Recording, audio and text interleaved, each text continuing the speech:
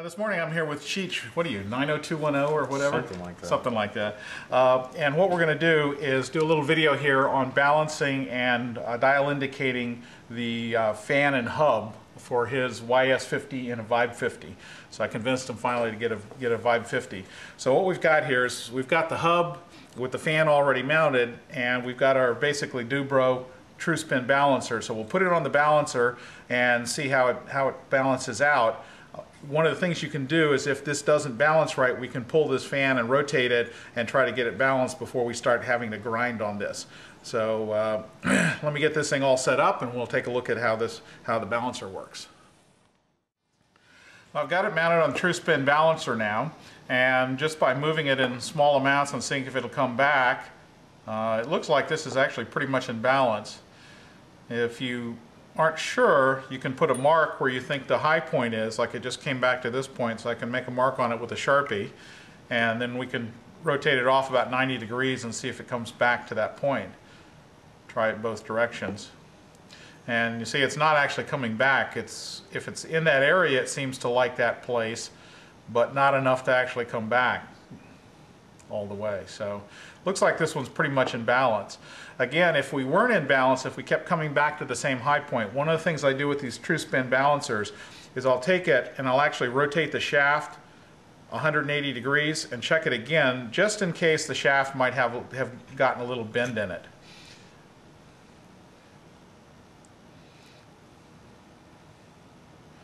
And again, now it's showing like it wants to come back to that point. So there seems to be actually a little bit of a weight point there. So what we'll do is, to start with, we'll pull the fan and rotate the fan. Yeah, you see it keeps coming back with that mark up.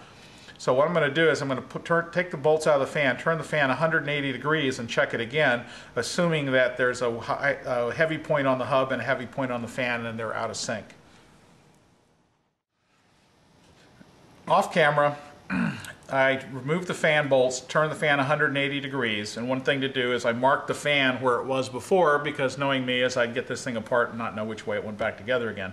So I marked the fan opposite my first mark. What I've managed to do is move the heavy point about 90 degrees. This was the original mark here on it, and then this is where it's going to the high point now, but it's still trying to get back to that high point slightly. So based on that, we're going to take a Dremel to it, and of course now I'm on camera, it doesn't want to go back to that high point. There it goes. You see that high point comes up, and what we'll do is we'll take a little divot out of there, working very, very slowly, just taking a little bit out each time and rechecking the balance on it until we get it so that it doesn't try to that little bit of centering we see right there.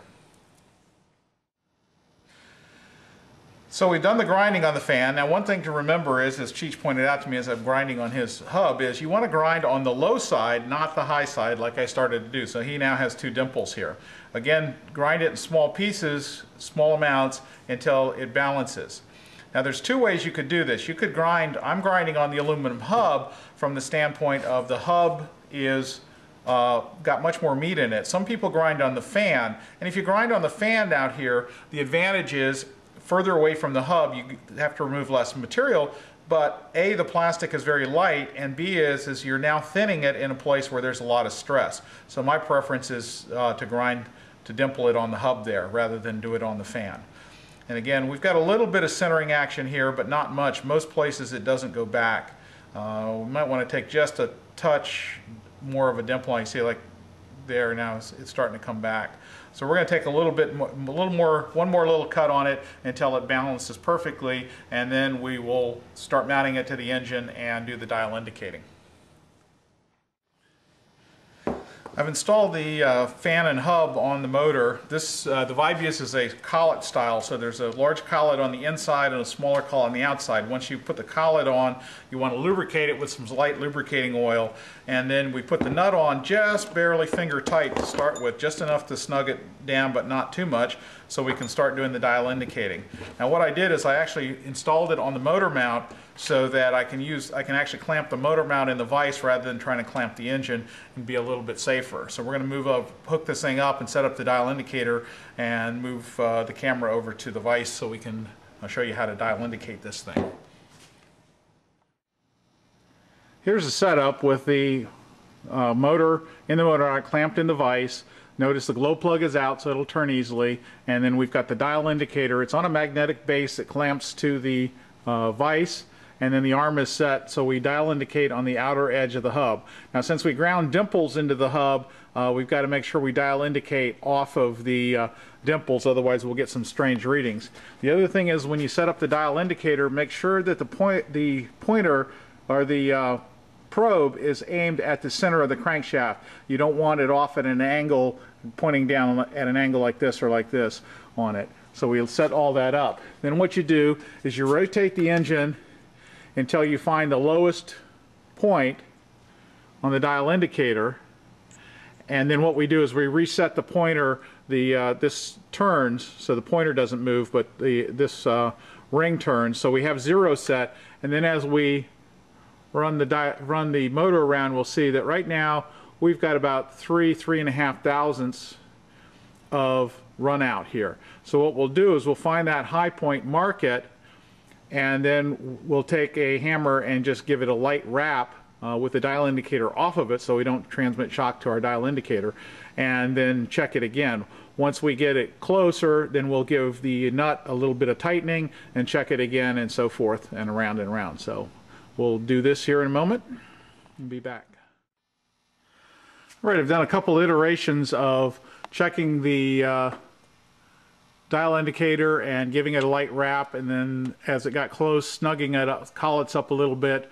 And basically right now it looks like this thing is pretty much dialed in to virtually 0. Spin it, the dial indicator, it jumps a couple of places. This is a used piece, so there's some dings on it, but pretty much it's staying right there, maybe 0.5 thousandths, maybe 1 thousandths out at the most. And also continue to tighten it up, and also show you a crank lock and how that's used. To use a crank lock, what we do is we pull the back plate off. You pull the 4 screws out and then gently pull on it, maybe try and get a fingernail in it. Don't use a screwdriver or something to pry it. What we do is we rotate the engine until the crank is straight up and down, and here is the crank lock. This is universal. The big end fits a 90. Obviously it's not going to fit in this, and the small end fits the 50, and what you do is you put it in so that it grabs the crank, grabs the connecting rod, and then you can hold it to tighten up the nut that holds the fan on as much as possible. And the final step to setting this whole thing up is we want to Loctite this nut in here so it doesn't come loose and make us pull everything all apart again.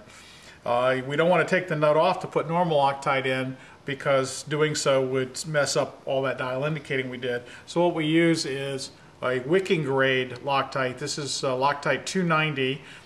I know that I used to get this stuff in small quantities, you know, little teeny tiny tubes at gun stores. They use it for mounting scopes and sights and all, so that may be a place to get it in other than large quantity. And super simple to use. All we do is we just take this and we just put a tiny drop right where the nuts and threads meet, and you'll see that when I put a drop there, and then you'll see it when you do it, you'll actually see it suck down into it, and that's all it takes. And now that's Loctited. And of course we don't want to disturb that, but you're not going to really do anything with this nut for a while, so you can actually reinstall the engine and get ready to go. So we're all balanced, dial indicated, tightened with a crank lock, and Loctited. So you're good to go.